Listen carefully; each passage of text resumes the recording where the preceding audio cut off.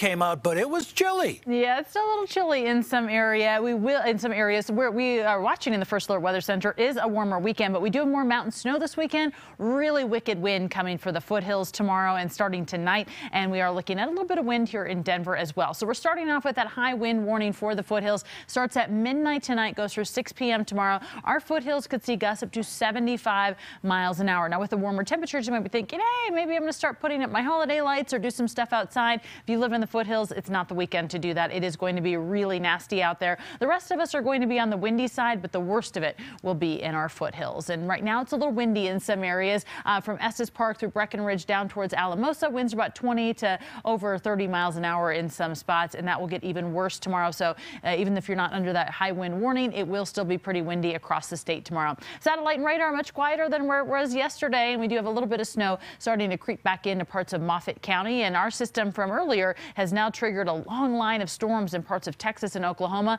and we have a lot of rain heading up into parts of even Michigan. Our future cast for tonight, we continue to see some snow develop in those northern and central mountains in the overnight hours. The wind really gets cranking in the foothills, and that snow will continue off and on throughout the day on Saturday, with more of it on Sunday. Meanwhile, the Front Range Eastern Plains, we're on the dry side. It gets a little bit warmer for us, and we will be a little bit windy as well. So we do have a winter weather advisory starting at midnight tonight through 5 p.m. on Sunday. Could see 6 to 12 inches of snow for some of our northwestern mountains through the weekend. And if you're traveling along Rabbit Ears Pass, it will be windy out there, and they could see 5 to 10 inches of snow this weekend as well. So just be cautious in those northwestern mountains.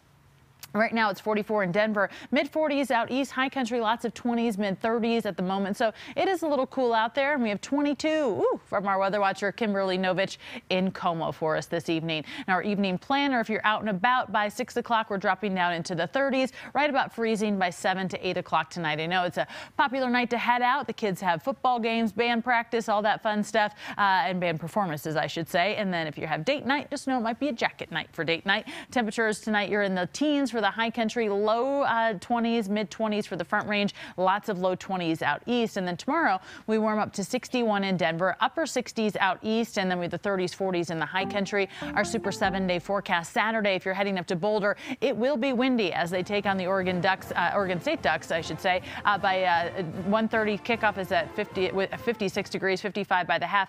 It will be very gusty out there, so you may want to layer up because it will feel a lot colder than those mid 50s. And then, of course, Sunday, daylight saving comes to an end early in the morning, so set those clocks back an hour before you go to bed. The time change happens at 2 in the morning. It's a great time to test those smoke alarms, change the batteries out there, and you will get an hour extra of sleep unless you're an overnight news producer, because then you have to work an extra hour. But the sun will set an hour earlier, so Sunday's sunset time is at 4:52. It will definitely get darker a lot earlier. I always have a hard time adjusting to that. And then we're in the 60s and 70s through early next week before our next chance for some rain and snow on Thursday. Thursday just seems to be the moisture day of the week lately. It does, doesn't it?